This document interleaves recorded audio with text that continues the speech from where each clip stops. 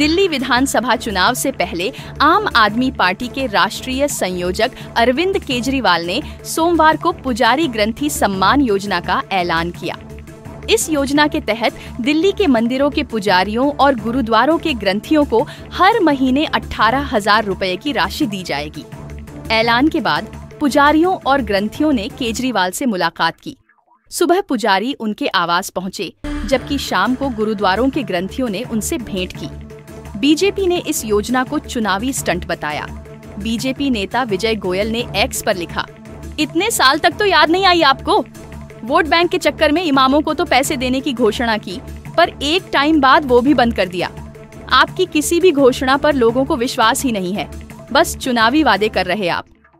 BJP IT cell प्रमुख अमित मालवीय ने कहा, अरविंद केजरीवाल ने 10 साल बाद मंदिरों के पुजारियों और गुरुद्वारा साहिब के ग्रंथियों को ठगने के लिए नई योजना की घोषणा की है, लेकिन दिल्ली में कितने पुजारी और ग्रंथी हैं, इसका इन्हें पता तक नहीं। चुनाव से पहले झूठे वादों की झड़ी लगा दी गई है। वैसे पिछले 17 महीनों से इमामों को तनख्वाह भी नहीं दी गई है और वे लगातार प्रदर्शन कर रहे हैं। दिल्ली वाले जानते हैं कि हिंदू विरोधी आपकी यह घोषणा भी केवल हवा हवाई है।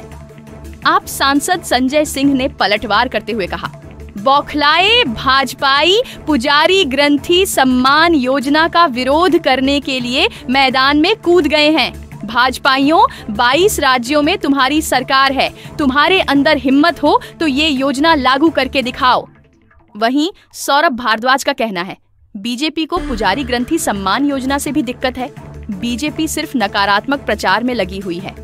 इमामों को वेतन न मिलने के सवाल पर उन्होंने कहा कि कुछ अधिकारी वेतन भुगतान में बाधा डाल रहे थे।